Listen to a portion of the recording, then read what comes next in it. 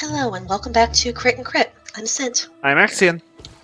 And we are continuing our discussion of William Golding's Lord of the Flies while we play through Hollow Knight.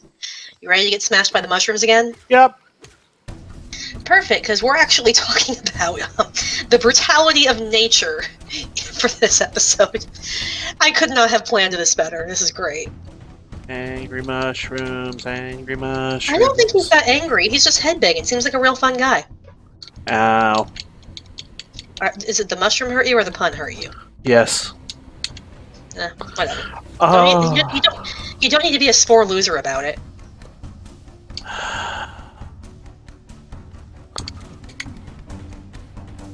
But yeah, so we talked a fair bit about the importance of maintaining the minds of civilization and society for, peaceful coexistence and cooperation, but something that needs to be looked at, I guess you did manage it. Something that needs to be looked at here to keep that in context is the fact that nature is itself a force to be reckoned with. And nature doesn't have feelings. It cannot be reasoned with. Nature simply is. And nature can be beautiful, but nature can also murder the snot out of you. And this is a harsh lesson that the boys learn pretty much instantly when they arrive on the island. Yep. Fire gets out of control, and one of the little ones dies. Yep. And I don't think until they realized that they'd lost one of the little ones that this could be something other than just a fun party island like they've read in all the books. It's just like Coral Island. Wizard. It's great. But yeah. First off, the first problem obviously would be like the plane crash. So they're not there due to nature. They're there because, humanity and bombs and war. This looks like a boss room. Okay. Oh, I think that's your boss. Hi. So, I'm not sure. Is he going to be killing you, or is he going to be selling you things? Or just giving you plot intel? Doesn't look like they want to fight me. Okay. But, yeah, so really the first instance they see is of the brutality of nature would be the fire that you mentioned. They decide they want to start a fire. They have no idea how to control the fire because these are a bunch of city kids, and they nearly burn down half the island in the process before they've even thought about the idea that they need shelters. Piggy, on the other hand, thought of shelters immediately because they're going to need those. Because there was a storm that helped bring the plane down. They were fleeing due to war, but, it's hard to navigate in a storm. So I take it back, I guess they are here because of nature. It's been a long day. So, yeah. Storm crashes them. They don't have much choice. They're scattered across the island. They need shelters in case there's another storm because you don't want to get caught out in one of those storms. You'll get sick. Nature doesn't care, and there's no hospital, no doctors to take care of you if you get sick. Nature is not going to just provide them pre-cooked meals. A lot of the boys end up getting very sick because they're not fully paying attention to whether or not the berries they harvest are ripe. So diarrhea is all sorts of fun. But that's something they have to deal with because, well, nature's not going to give you a warning label outside of, the color of berries. So if you don't have that knowledge to understand that, that's on you. The pigs that they want to eat are not just going to lie down and allow themselves to be slaughtered. Nature doesn't work like that. They're going to have to work really hard to get that meat, to get enough meat for everybody if that's what they're going to live off of. I'm surprised they don't try fishing, honestly. I don't think they ever mentioned fishing. But, oh well. Maybe I'm using my brain more than they are. But then again, I'm an adult and they're kids, so that's fair. It's actually explained relatively early on. The only place where they can find fish is in a narrow stretch of sea that's between the shore and the coral reef, and it's full of sharks. Okay, fair. I actually completely missed over that line when I was reading everything else. So, cool. Thanks for catching that. Mhm. That's a valid reason. But, I yeah, imagine it also has to do with, they don't have fishing tools or much of a way to make them. that's also true. But, yeah. So, they're going to struggle with just finding the basic needs to survive. Because, again, nature doesn't care. If you can't find your stuff, it's survival of the fittest. Nature decides you don't get to live if you can't figure out how. So when you are in the confines of a civilization, through collective effort, humanity has come together to allow people to specialize their skills so that no one person has to find all of these things on their own. Okay, I do don't not think have I'm to. supposed to go this way. Okay, I do not have to build my own house, harvest my own food, sew my own clothing. I can procure those from other people who are better at that than me and allow me to focus on a different role. The boys out away from civilization and society do not have this luxury and must rely on themselves for everything. They still try to specialize to some extent, but they still, have to get everything they need. And it's not a case of, oh, I can't get chocolate, so I guess I just don't have dessert this week. This is if they don't get food, they will die. Thankfully, they never actually starve. They get sick due to improperly harvested food and so on and so forth, but they are able to meet their basic needs if, unhappily. But that's not it.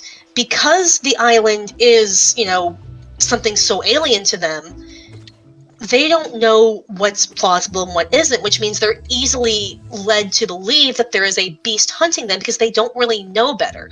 Even though Piggy and Ralph are initially skeptical, and even Simon, actually goes through the effort to prove it's not there, they do know that there are creatures, such as the aforementioned sharks, that could kill them, so why would it be too far-fetched to believe there's also a beast?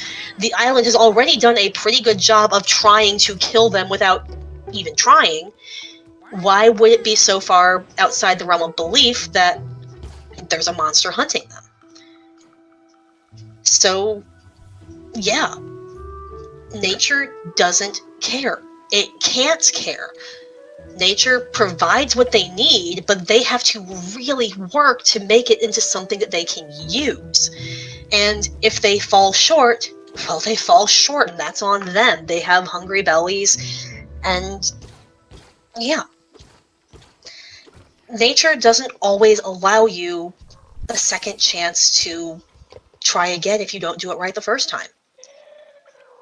And, well, because of this, the boys tend to have to get harder and meaner and crueler. At least the hunters do, because they're so desperate for this meat that, well, they start almost going feral, reenacting their hunts, and the way they kill the pig is just absolutely brutal.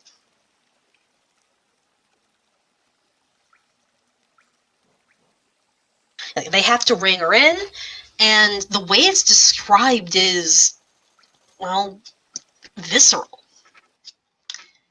She blundered into a tree, forcing a spear still deeper, and after that any of the hunters could follow her easily by the drops of vivid blood. The afternoon wore on, hazy and dreadful with damp heat. The staggered her way ahead of them, bleeding and mad, and the hunters followed, wedded to her in lust, excited by the long chase and the dropped blood.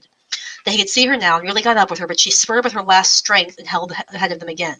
They were just behind her when she staggered into an open space where bright flowers grew and butterflies danced around each other, and the air was hot and still.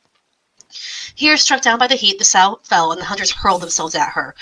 This dreadful eruption from an unknown world made her frantic. She squealed and bucked, and the air was full of sweat and noise and blood and terror. Roger ran around the heap, prodding with his spear wherever pig flesh appeared. Jack was on top of the sow, stabbing downward with his knife. Roger found a lodgment for his point and began to push until he was leaning with his whole weight.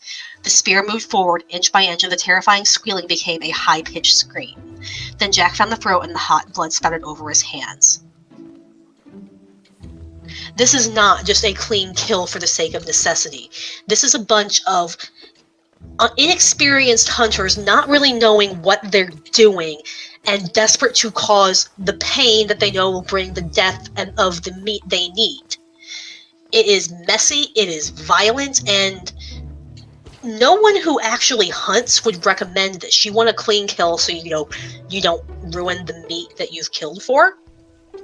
They don't care. They have become more brutal than nature around them. They see it as a survival mechanism. I'm not inclined to agree. It's a lot of energy expended for not as much gain as they seem to think it is. And no actual predatory animal would waste this much effort in a hunt.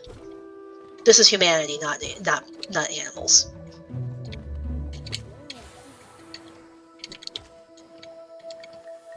What say you? So, humanity's evolutionary history as a predatory species, we are persistence hunters. We don't... You're right, we don't hunt like this. In the days of humans as a hunter-gatherer society, we stalked prey for days on end, waiting for it to tire itself out before we took even the first swing.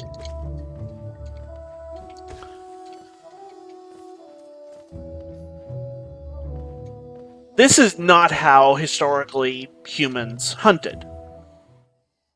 This is how someone hunts for sport. I would again disagree, because hunting as a sport is normally, again, also for, I'm going to get the deer meat. Yeah, I'm going to prove I'm a good hunter by, getting a clean shot on it. This is toying. This is cat and mouse playing a game. This is not. Okay, yeah, hunting that would for probably survival. be a more accurate way to put it. That's more what I Sorry. meant. To clarify, I'm in a fairly rural school district, and I have a lot of kids who hunt, so I've gotten to hear a fair bit about it from them. Yeah, I don't want to insult them. Yeah, no, I picked the wrong word. This is hunting as entertainment. Yeah, this is blood sport. This is roaming gladiatorial arena with a helpless creature.